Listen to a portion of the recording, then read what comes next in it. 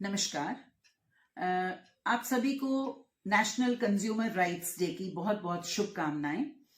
जब भी हम कोई दिन मनाते हैं तो उस दिन के पीछे, उस दिन को सेलिब्रेट करने के पीछे कोई ना कोई उद्देश्य रहता है। और अगर हम नेशनल कंज्यूमर राइट्स डे की बात करें तो हमेशा इस दिन को इसलिए मनाया जाता है ताकि हम ग्राहकों के प्रति अपनी जो जागरूकता की जिम्मेदारी है उसे और बेहतर रूप से पूरा कर सकें। अगर इस दिन की बात की जाए तो हम कोशिश करते हैं कि ग्राहकों को उनके हकों के बारे में बताया जाए, उनके अधिकारों के बारे में बताया जाए। और अगर 2025 की बात करें तो इस बार जो हमारा नेशनल कंज्यूमर राइट्स डे का थीम है, the theme is a just transition for sustainable lifestyles. तो इस पर हमारा जो फोकस है इस बात पे है कि हम अपनी जितनी भी प्रोडक्ट्स दे रहे हैं उसमें सस्टेनेबिलिटी पर जोर दिया जाए। सस्टेनेबिलिटी से हमारा अभिप्राय यह है कि हम चाहे पैकेजिंग की बात करें, इस तरह की पैकेजिंग में चीज को पैक करके दिया जाए जो सस्टेनेबल हो। और सस्टेनेबल से मतलब है कि जो हमारे एनवायरनमेंट को खराब ना करे।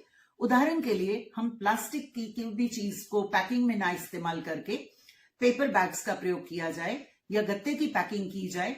और अगर अनावश्यक रूप से पैकिंग में हम एक्सपेंडिचर बढ़ा रहे हैं, अफोर्डेबिलिटी की तरफ नहीं हम जा पा रहे, क्योंकि जब भी आप पॉलिथीन से कार्डबोर्ड पैकिंग करेंगे या कागज की पैकिंग करेंगे तो उसके प्रोडक्ट का प्राइस ऐड हो जाएगा।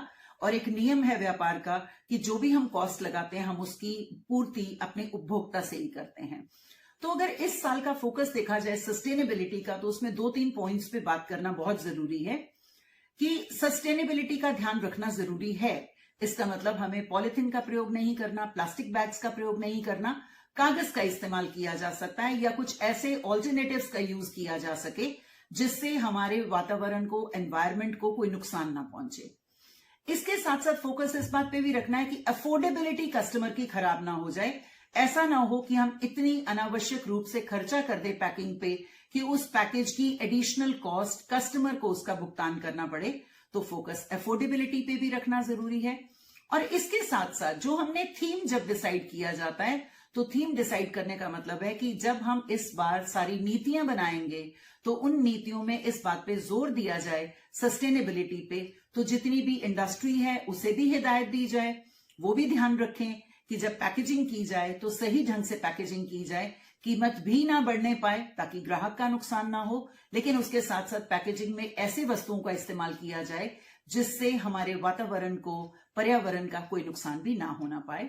तो आप सभी से ये गुजारिश भी है कि जब भी हम किसी चीज का इस्तेमाल करें तो इस सस्टेनेबिलिटी का ध्यान रखें, क्योंकि हम सबका फ्यूचर हमारे अपने हाथ में है कि अगर हम पर्यावरण को दूषित करते जाएंगे, प्लास्टिक का प्रयोग करेंगे, पॉलिथीन का प्रयोग करेंगे तो उससे हमारा अपना ही नुकसान है।